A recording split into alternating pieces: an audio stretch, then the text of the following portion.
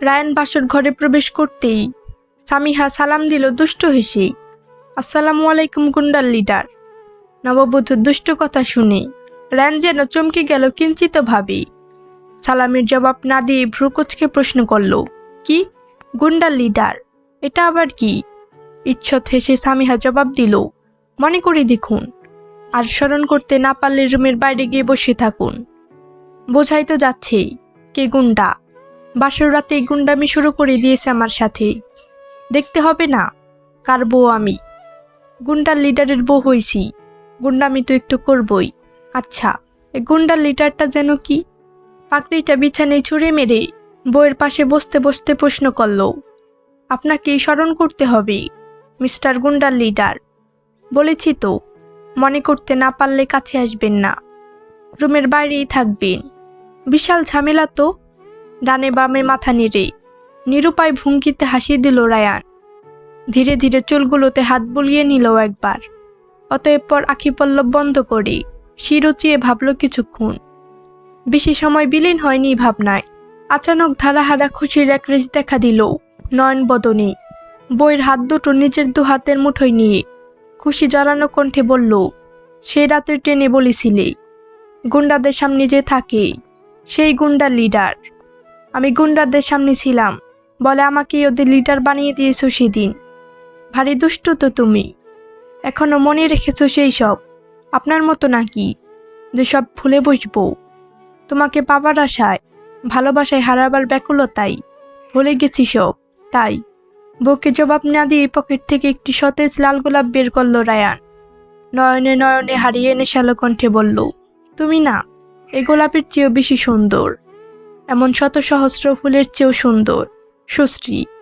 আমার এই অবাধ্য মনের রানী তুমি, চিরন্তন প্রেমের প্রেয়সী তুমি। মন রাঙা এক খুশির পরশ ছুঁয়ে গেল সামিহার হৃদয় গহীনে। প্রেম প্রেম আবেশের উচ্ছল উচ্ছ্বাস নয়ন বদনে। সেই উচ্ছ্বাসে উচ্ছ্বসিত হয়ে হাত বাড়ালো বরের প্রেম গোলাপ গহনে। গোলাপ হাতে নিয়ে হুঁশিয়ারি করল সাবধানী কণ্ঠে, গোলাপের পাশেই কিন্তু কাঁটা থাকে, বিদ্ধ হবার ভয়ও থাকে। সব কাঁটা সরিয়ে আমার গোলাপটাকে নিজের করে নিয়েছি, আর ভয় করি না কিছুতেই। হৃদয় বাগানে রাখবো যত্ন করে। সেই সযত্নে রাখা গোলাপ কিন্তু শুকিয়ে ঝরে যায়, কখনো শুকাতেই দেব না। বুকের রক্ত দিয়ে হলেও সতেজ রাখবো আমার বউকে, আমার হৃদয় গোলাপকে। কথাটুকু বলেই রায়ান থপ করে শুয়ে পড়ল বউয়ের কুলে। রুমঝুম খুশির এক ছন্দ ধরা দিল বইয়ের মন গহীনে। বদনে প্রেম রাঙা লাজের এক নই নই প্রণাচ্ছল আবেশ। বইয়ের হাত দুটো আবারও নিজের দু হাতের মুঠোয় নিল রায়ান। শীতল কণ্ঠে আবেগ ঘন সুরে শুধালো, সামিহা বউ আমার, ভালোবাসো তোমার এই স্বামীটাকে? কতটা ভালোবাসো আমায়? অশান্ত উত্তাল সাগর যেমন করে সুনীলম্বরকে ভালোবাসে নীলাভ হয়, আমিও তেমনি করে আপনাকে ভালোবেসে আপনার রঙে নিজেকে রাঙাতে চাই। কিন্তু সাগর আর আকাশ তো শুধু দূর হতে ভালোবাসা যায়, কখনো মিলিত হয় না হৃদয়ের কাছাকাছি এসে, আর হয় না হৃদয় ছুঁয়ে একাকারও। এক নীল বেদনায় সীমাহীন দূরত্ব ওদের মাঝে, আরও আছে দুজনার হৃদয় ভাঙা নীল দীর্ঘশ্বাস। তাহলে চিরজৈবনা ঢেউ যেভাবে সাগরকে বুকে হেসে খেলে জড়িয়ে রয়, আমিও সেভাবে জড়িয়ে রব আপনার বুকে, হৃদয়ের কুঠুরির মাঝে। এসব আপনি টাপনিতে চলবে না, কিন্তু আমায় তুমি করে বলবে এখন থেকে। এবার উঠেন কোল থেকে। আমি বইয়ের সাজে মুটকির মতো ভারী হয়ে আছি সেই দুপুর থেকেই। শাড়ি গহনা চেঞ্জ করতে হবে এখনই। রায়ান ছটপট উঠে গেল বইয়ের কোল থেকে। সামিহা শাড়ি গুছিয়ে ধীর কদমে নামলো ফুলশয্যা ছেড়ে। নামতেই প্রেম প্রেম বদনে বর্মশা এসে দাঁড়ালো মুখোমুখি। নয়নে নয়নে রেখে ঈষৎ লাজে অনত শিরে তার বোধহওয়া ফিরে যাচ্ছিল দূরে। কিন্তু চাইলেই কি দূরে যাওয়া যায়? রায়ান কাছে টেনে বুককে জড়িয়ে নিল প্রশান্ত বুকে। এই আলিঙ্গন যেন এক পাগল করা মাদকতা, গভীর এক প্রাপ্তি, হৃদয়ে হৃদয়ে ছুঁড়ে যাবার পরম প্রশান্তি। পৃথিবীর সব সুখ যেন একসাথে ধরা দিল এহেন মধুময় আলিঙ্গনে। এই শ্যামবর্ণের যুবকটি বইয়ের বাহু ডরে রেখেই ধীরে ধীরে বলল, আমার মুরুময় শূন্য দেহটা আজ পূর্ণ হলো তোমার বুক পেয়ে। বরের হৃদয় ছোঁয়া প্রেমময় কথা শুনে এক মোহময়ী মনোহরী লাজে এসে ধরা দিল সামিহার বদনে। মধুর মধুর কথাগুলো বেরোলো না লাজরাঙা অধর থেকে, অথচ কত শত প্রেম কথা গেঁথেছি মনে মনে। সেই সব কথা মালাও যেন লাজুক হলো বরের নিবিড় আলিঙ্গনে। রায়ানি নেশালো কণ্ঠে অনুরোধের সুরে বলল, আমার বুকে কান পেতে রাখো, গভীর স্পন্দন শুনতে পাবে নিরন্তর। এই স্পন্দনে মিশে রয়েছ তুমি। লাজে নির্বাক সামিহা চুপটি করেই রইল। রায়ান বাহুডোর থেকে মুক্ত করে দুষ্ট স্বরে বলল, শোনো, বাচ্চা কাচ্চা হলে বউদের নাকি লজ্জা শরম কমে যায়। বেশি লজ্জা পেলে কিন্তু জোড়ায় জোড়ায় বাচ্চা দেব। এবার যাও, পোশাক চেঞ্জ করে আসো। বিছানায় কোনো সুতি শাড়ি, ব্লাউজ সহ অন্যান্য জিনিসপত্র রাখা আছে। পাশেই একটি রঙিন সুতি থ্রি পিসও রাখা সযত্নে। মেয়েটি শাড়িসহ প্রয়োজনীয় জিনিস নিয়ে ওয়াশরুমে ঢুকে গেল। রায়ানও ধীরে ধীরে বরের পোশাক ছেড়ে স্বাভাবিক পোশাক পরে নিচ্ছে। বেশিক্ষণ লাগলো না ছেলেটির পোশাক পাল্টাতে, কিন্তু বইয়ের বের হতে বড্ড দেরি হচ্ছে। ছেলেটি কিছুক্ষণ অপেক্ষা করে জোর কদমে বারান্দায় চলে গেল।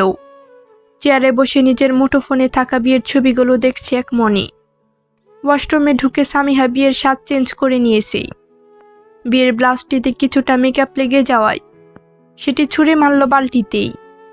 পাত্রটিতে সামান্য পানি থাকায় কিছুটা ভিজিয়েও গেল ব্লাউজটি। এবার ওয়াশরুমের কাজ শেষ। সুতি শাড়ি পরে কিঞ্চিত জড়তা নিয়ে সামিহা বের হয়ে এলো ওয়াশরুম থেকে। বাসর ঘরে এসে দেখল বর নেই কোথাও। অনুসন্ধানী নয়নে বরকে খুঁজছে এদিক সেদিকে। অবশেষে বারান্দায় দেখতে পেয়ে শান্ত হলো। নিজের কাজেও মনোযোগ দিতে চাচ্ছে দ্রুত হাতে। মেয়েটি ভীষণ অদ্ভুতভাবে বুকে পিঠে শাড়িটি জড়িয়েছে। কিছুটা অস্বাভাবিক ভাবভঙ্গি নয়নবদনেও। সে ভঙ্গি নিয়েই বেডসাইড টেবিলের জগ থেকে একটি গ্লাস পানি ভর্তি করে নিল। বিছানার সামনে দাঁড়িয়ে কিঞ্চিত অসংলগ্নভাবে হাত হচিয়ে পানি ব্যস্ত হলো। বারান্দায় থেকে রায়ান বুঝতে পারেনি এই অস্বাভাবিকতার কারণ। এদিকে অনেকখানি পানি দ্রুত পান করতে গিয়ে হঠাৎ বিষম খেল মেয়েটি।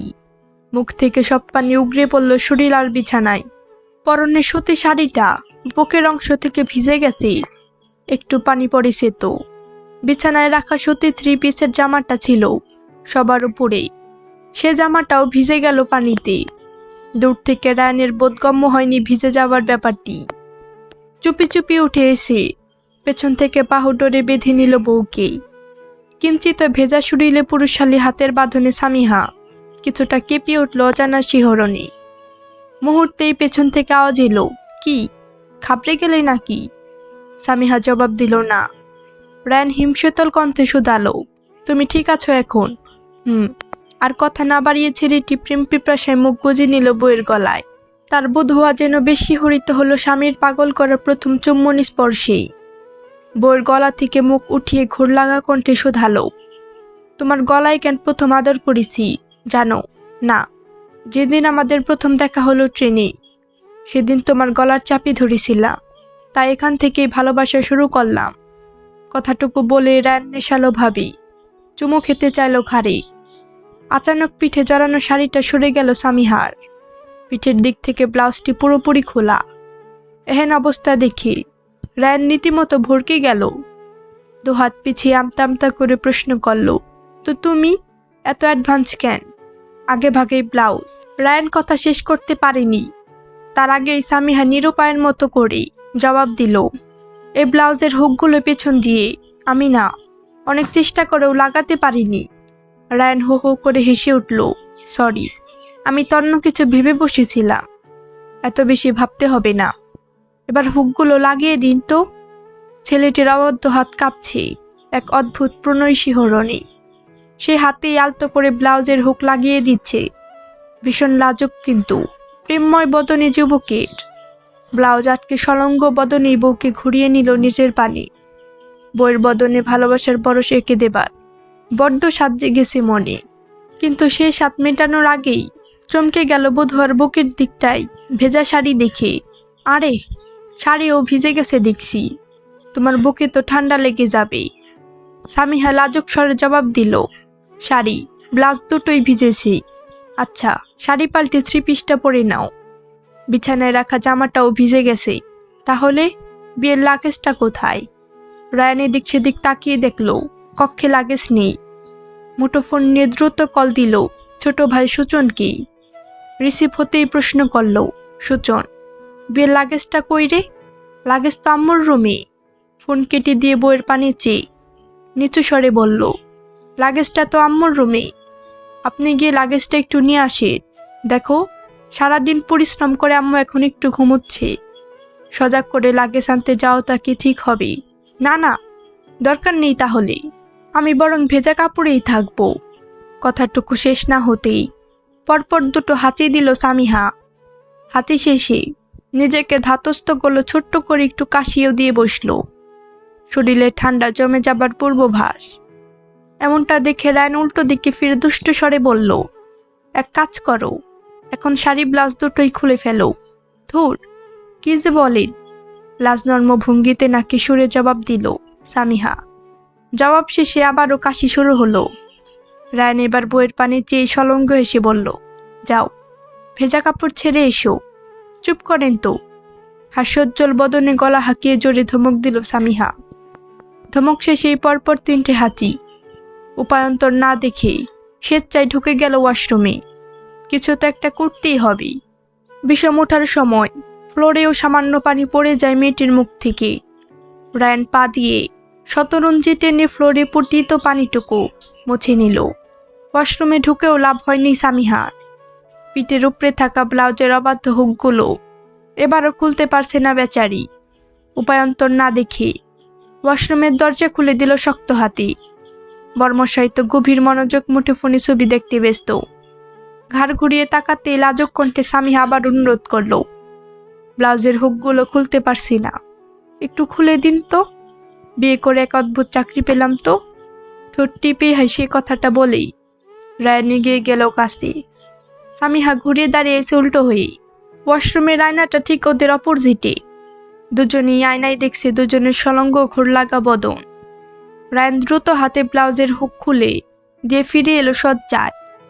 সামিহা আর অপেক্ষা করেনি, আবারও দরজা এঁটে দিল ওয়াশরুমের। শরীর থেকে আংশিক ভেজা ব্লাউজ খুলে নিয়েছে মেয়েটি। লম্বা শাড়িটাকে একটু আগে পিছে করে ভেজা অংশটুকু পেছনের দিকে দিয়েছে। অতঃপর বক্ষর পৃষ্ঠ শাড়িতে ভালো করেই ঢেকেছে। লাজক ভঙ্গিতে শির নুইয়ে বেরিয়ে এলে মেয়েটি। বউকে বেরোতে দেখে রায়ন উঠে কাছে চলে এসেছে। কাছে এসে আবারও দুহাত নিজের দুহাতের মুঠোয় নিল।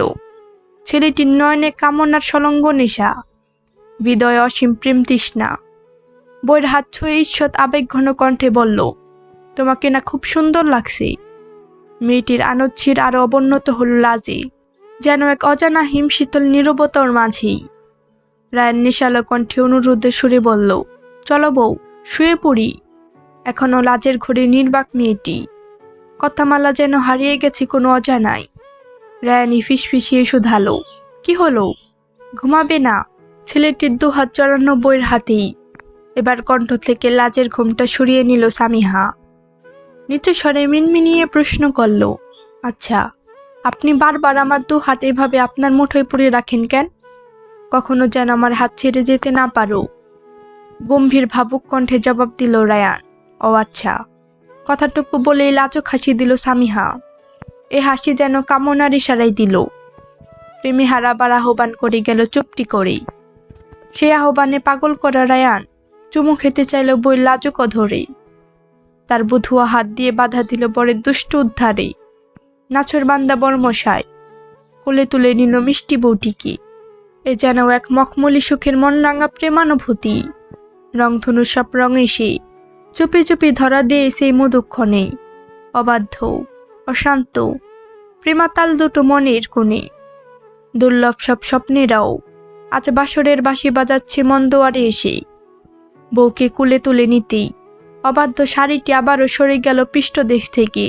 উন্মুক্ত পৃষ্ঠ ছুঁয়ে পরম সোহাগে বধুয়াকে শুইয়ে দিল ফুলসজ্জায়। দুজনারই এক দিশেহারা, পাগলপাড়া, বেসামাল প্রেমানুভূতি। আরও বেসামাল হতে সব আলো নিভিয়ে রায়ন নিজেও এসে শায়িত হলো বধুয়ার পাশে। অজানা ভালোবাসার ভীষণ ব্যাকুলতা মনের গহীনে। আর বিলম্ব না করে শয্যা যাই বউকে আলিঙ্গন করল গভীরভাবে। ধীরে ধীরে অধরের নিকটে এসে ছেলেটি ফিসফিসিয়ে বলল, এখনো কিন্তু মেঘের গর্জনই চলছে। একটু না হয় বৃষ্টি নামুক। এ কথার অর্থ সামিহা বুঝেও যেন বুঝল না। কিঞ্চিত বাহানের সলঙ্গ ভঙ্গিতে নিচস্বরে প্রশ্ন করল, কিসের বৃষ্টি? প্রেমের বৃষ্টি, গভীর ভালোবাসার সিক্ত হবার এক মাতাল বর্ষণ। সামিহা আর জবাব দিল না লাজেই।